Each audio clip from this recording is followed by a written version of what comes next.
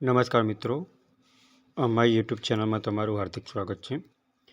મિત્રો, અત્યારે જીપીએસસીની અંદર જાહેરાત પડેલી છે, જેની અંદર તમારી લાયકાત શું માગેલી છે, ફોરમ કેવી રીતના ભરવું, ફોરમ ફી કેટલી છે અને કઈ કાસ્ટ વાઇઝ કુલ કેટલી જગ્યાઓ છે એ તમે આ વિડીયોના માધ્યમ દ્વારા જોઈ શકશો.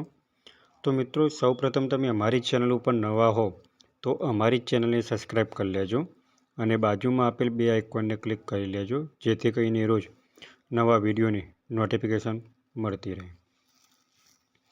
તો મિત્રો, તમે સૌપ્રથમ ગૂગલમાં મારું ગુજરાત.in કરીને વેબસાઇટ ઓપન કરશો તો એની અંદર તમને જોવા મળશે કે GPSC requirement for warrior post 2025 એટલે કે ગુજરાત પબ્લિક સર્વિસ કમિશન જીપીએસસીની અંદર અલગ અલગ પોસ્ટ ઉપર જગ્યાઓ પડેલી છે, જેના ફોર્મ ભરવાના ચાલુ થઈ ગયા છે.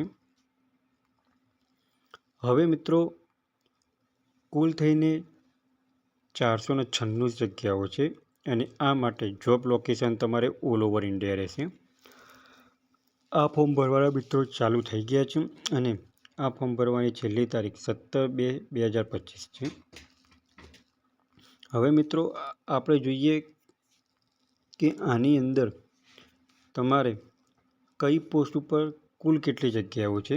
તો આસિસ્ટન્ટ ડાયરેક્ટરમાં ક્લાસ 1 માટે 29 જગ્યાઓ છે, ડેપ્યુટી ડાયરેક્ટર માટે ક્લાસ 1 3 જગ્યાઓ છે, આઈસીટી ઓફિસર ક્લાસ 2 માટે 12 જગ્યાઓ છે, આસિસ્ટન્ટ એન્જિનિયરિંગ એટલે કે સિવિલ એન્જિનિયરિંગ માટે ક્લાસ 2 જે ક્લાસ 2ની લાયકાત ગણાય એના માટે 65 જગ્યાઓ છે, ડેપ્યુટી એક્ઝિક્યુટિવ એન્જિનિયરિંગ ઇલેક્ટ્રિકલ માટેની 1 જગ્યા છે, આસિસ્ટન્ટ એન્જિનિયરિંગ 30 જગ્યાઓ છે, એકાઉન્ટર ઓફિસર માટેની 39 જગ્યા છે, મેનેજર ગ્રેડ 1 માટેની 1 જગ્યા છે, ડેપ્યુટી કમિશનર માટેની 1 જગ્યાઓ છે, આસિસ્ટન્ટ કમિશનર માટેની પણ 2 જગ્યા છે, ડેપ્યુટી ડાયરેક્ટર માટે 1 જગ્યા છે, આસિસ્ટન્ટ ડાયરેક્ટર માટે 1 જગ્યા છે, આસિસ્ટન્ટ મેનેજર માટેની 1 જગ્યા, આસિસ્ટન્ટ ડાયરેક્ટર ઓફ એગ્રીકલ્ચર માટે 15 જગ્યાઓ છે.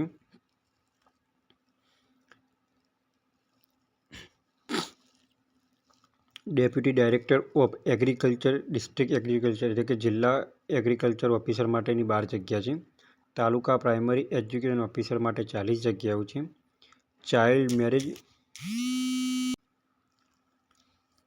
મેરેજ રજિસ્ટ્રેશન ઓફિસર માટેની 2 જગ્યા છે, આસિસ્ટન્ટ ચેરિટેબલ માટેની 6 જગ્યાઓ છે, એક્ઝિક્યુટિવ એન્જિનિયરિંગ માટે 2 જગ્યા છે, ડેપ્યુટી એક્ઝિક્યુટિવ એન્જિનિયરિંગ માટે 5 જગ્યાઓ છે, ડેપ્યુટી સેક્શન ઓફિસર માટે 33 જગ્યાઓ છે, ડેપ્યુટી સેક્શન ઓફિસર એસેમ્બલી માટે 1 જગ્યા છે, ડેપ્યુટી મામલતદાર માટે 38 જગ્યાઓ છે, એસોસિએટ પ્રોફેસર માટે 4 જગ્યા છે, પ્રોફેસર મેડિકલ જેનેટિક્સ માટે 1 જગ્યાઓ છે, પીડિયાટ્રિશિયન સ્પેશિયાલિસ્ટ સર્વિસ માટેની 141 જગ્યા છે અને ડેન્ટલ સર્જન માટેની 10 જગ્યાઓ છે. આમ કુલ થઈને 496 જગ્યાઓ છે.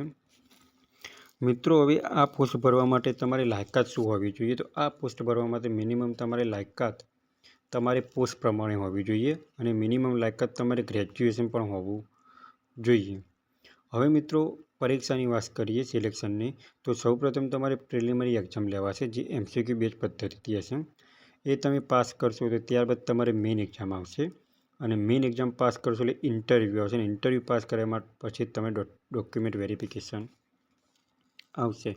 હવે મિત્રો, તમારે કોઈપણ માહિતી બીજી પણ જોઈતી હોય, શૈક્ષણિક લાયકાત શું માગેલી છે એ પણ તમે અહીંયા જોઈ શકો છો કે અહીંયા નીચે એક તમને જીપીએસસીનું કેલેન્ડર આપેલું છે, જેની અંદર તમે જોઈ શકો છો કે ગ્રેજ્યુએશન ઉપર કઈ જગ્યા છે. તો ગ્રેજ્યુએશન ઉપર તમારે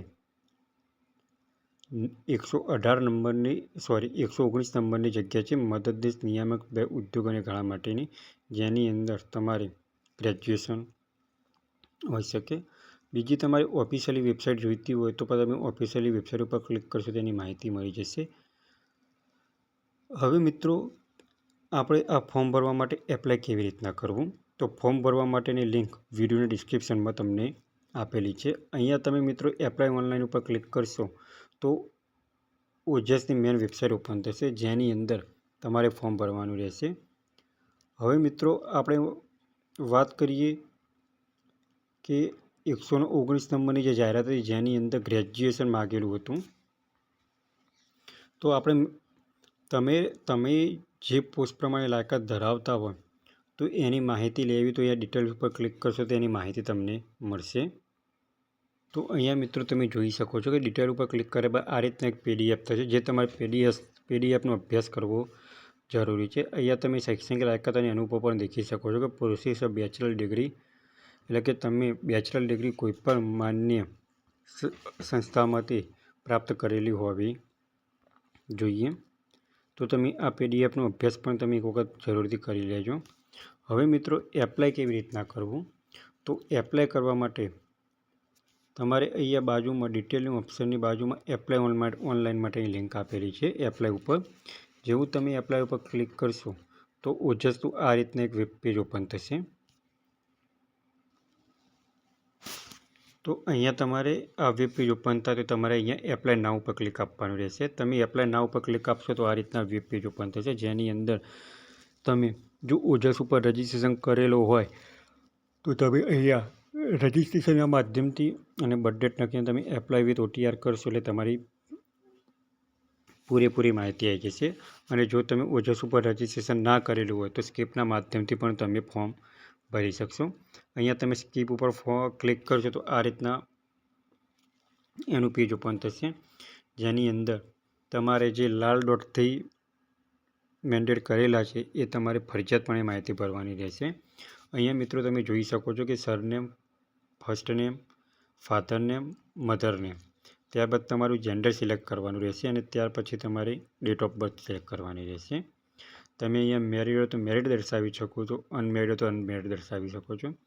ત્યાર પછી તમે મિત્રો કઈ કેટેગરીમાં આવો છો એ તમારી કેટેગરી દર્શાવવાની રહેશે. એના પછી મિત્રો તમારે પરમિનન્ટ એડ્રેસ દર્શાવવાનું રહેશે, જેની અંદર તમારે ડિસ્ટ્રિક્ટ, તાલુકાનો પિનકોડ દર્શાવવાનો રહેશે. ત્યાર પછી મિત્રો તમારી ઈમેલ, મોબાઈલ નંબરને દર્શાવવાનું રહેશે. અને અહીંયા મિત્રો તમારે આટલી માહિતી દર્શાવી જાય એના પછી તમારે અહીંયા 3 ભાષાઓ પર ક્લિક કરવાનું છે, ઇંગ્લિશ, હિન્દી અને ગુજરાતી, જે તમે વાંચી શકો છો, બોલી શકો છો અને સમજી શકો છો. ત્યાર પછી અહીંયા તમારે ફોટો અને સિગ્નેચર અપલોડ કરવાનો છે. ફોટો તમારે મિનિમમ 15 KBથી વધારે રાખવાનો ને ફોટો અને સિગ્નેચર. એના પછી તમારે અહીંયા એજ્યુકેશન ક્વોલિફિકેશન દર્શાવવાની રહેશે. તમારે અહીંયા એજ્યુકેશન દર્શાવવાનું રહેશે, તમે જે એજ્યુકેશન કર્યું હોય એ. ત્યાર પછી તમારે પર્સન્ટેજ, ગ્રેડ અને ક્લાસ નાખવાનો રહેશે. ત્યાર પછી તમે કઈ માન્ય યુનિવર્સિટીમાંથી પ્રાપ્ત કરેલું છે યુનિવર્સિટી દર્શાવવાની રહેશે અને કયા વર્ષમાં તમે પાસ કર્યું છે એ તમારે અહીંયા દર્શાવવાનું રહેશે.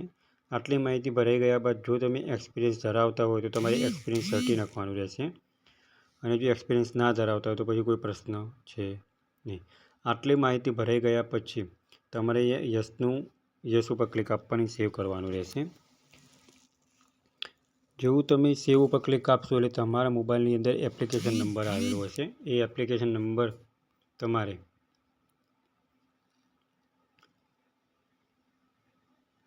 સુરક્ષિત રાખવાનો છે, જે પાછળ તમારે કોલ લેટર કાઢતી વખતે કામમાં આવશે. એ તમે એપ્લિકેશનના માધ્યમથી તમે ફોર્મ કન્ફર્મ કરી શકશો. અહીંયા 3 ડોટ આપેલા છે, તો એ 3 ડોટ ઉપર તમે ક્લિક કરશો તો કન્ફર્મનું ઓપ્શન આવશે. તે કન્ફર્મ આપીને તમારે પ્રિન્ટ લેવાની રહેશે. તો મિત્રો, જે મિત્રોએ ગ્રેજ્યુએશન પૂર્ણ કરેલું છે, જે લોકો સિવિલ એન્જિનિયરિંગ ધરાવે છે તેવા મિત્રોને આ વિડીયો આગળ શેર કરો અને રોજ ગવર્મેન્ટ જોબને લગતા વિડીયો અને ટેકનિકલના વિડીયો જોવા માટે અમારી ચેનલને સબસ્ક્રાઈબ કરતા રહો. જો મિત્રો તમને આ વિડીયો ગમ્યો તો લાઇક કરજો, શેર કરજો અને સબસ્ક્રાઈબ કરજો. Thanks for watching the video.